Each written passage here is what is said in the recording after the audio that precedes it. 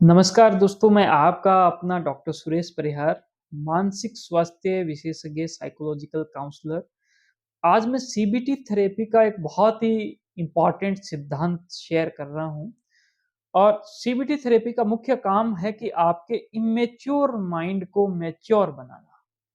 और जैसे ही आप अपने माइंड को इमेच्योरिटी से मैच्योरिटी में लेकर आते हो, उसी के साथ में आपको अपने जीवन में बहुत सारा सुख मिलता है।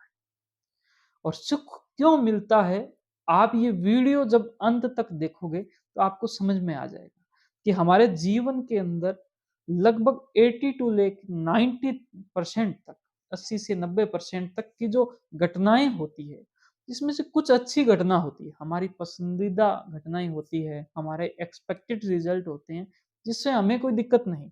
लेकिन जब अनएक्सपेक्टेड जब रिजल्ट्स मिल जाते हैं, तो वो जो अनएक्सपेक्टेड जो रिजल्ट्स हैं, वो आपके जीवन को प्रभावित करते हैं, आप परेशान हो जाते हैं।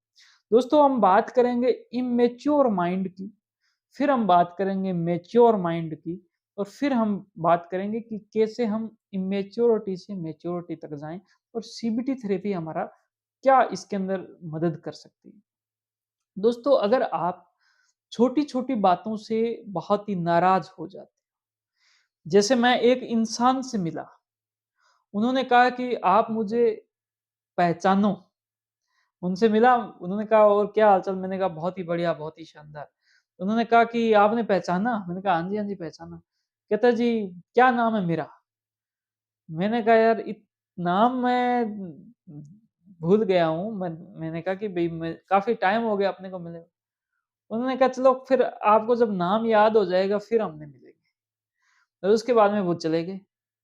अब उसके बाद में फिर मेरे को किसी उनके ही जो परिवार के जो सज्जन हैं, उनको जब मैंने मिला, तो मुझे वो याद आ गए, अरे वो तो वो थे।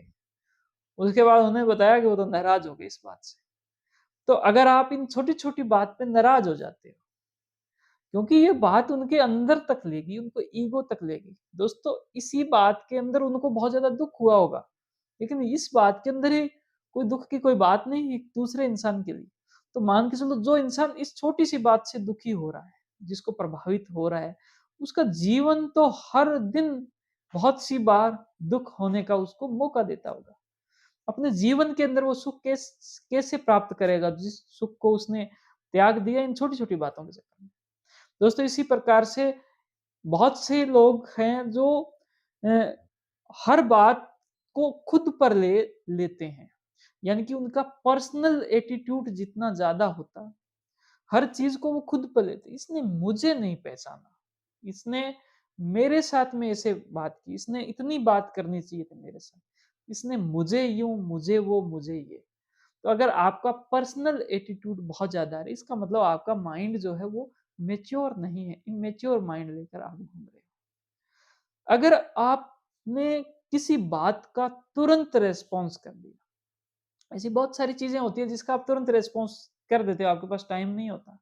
लेकिन कुछ ऐसी घटना हुई कि उसने एक बात बोली कि आपके बारे में वो इंसान ऐसे बोल रहा था। आपने तुरंत फ़ोन उठा के उसको कहा कि अच्छा तूने मेरे बारे में ऐसे बोला, तो इसके जवाब में ये सुन और वो सुन।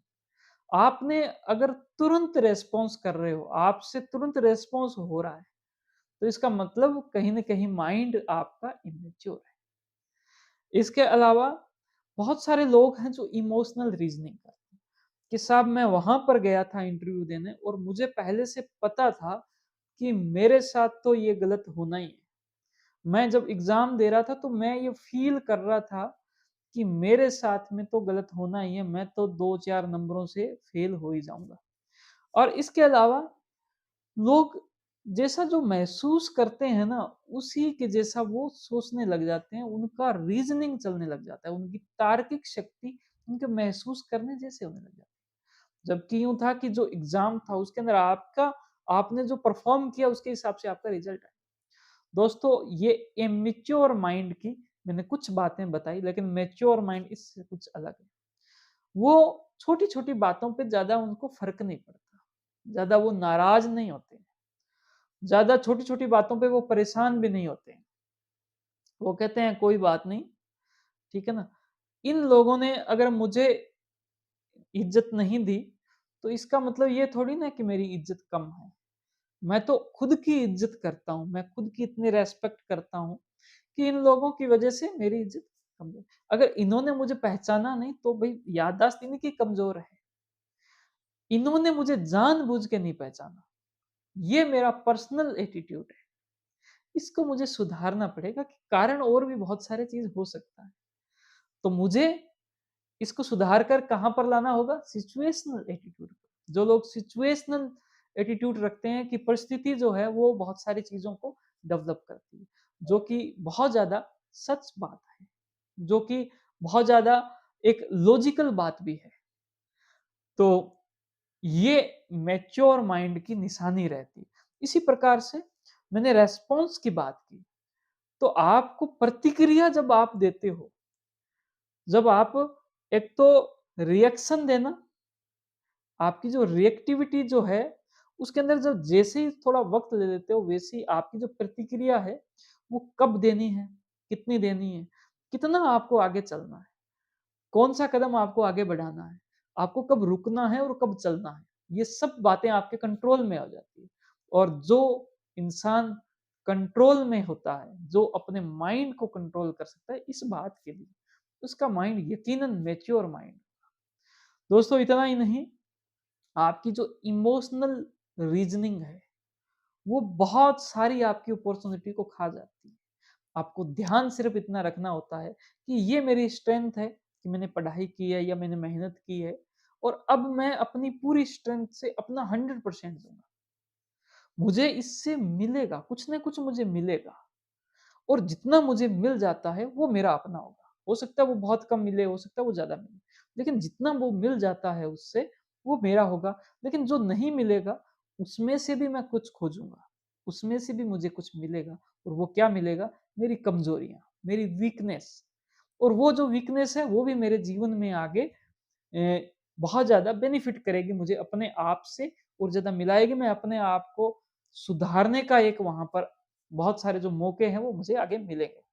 दोस्तों इन सब को कैसे हम बदलें, कैसे ठीक करें, मैंने बहुत सारी चीज़ें आपको बताई है कि आपको छोटी-छोटी बात को अपने माइंड पे नहीं लेना, लेट गो करना आपको सीखना है। आपकी इज़्ज़त जो है वो आप खुद से बनाते हो, खुद के पास होती है। किसी ने अच्छा बोल दिया तो आप खुश हो गए, किसी ने बुरा बोल दिया तो आप नाराज़ हो गए। अपने आप को कंट्रोलिंग से दूर रहना है। किसी और से आप अगर कंट्रोल हो रहे हो तो आप तो कठपुतली बन जाओ।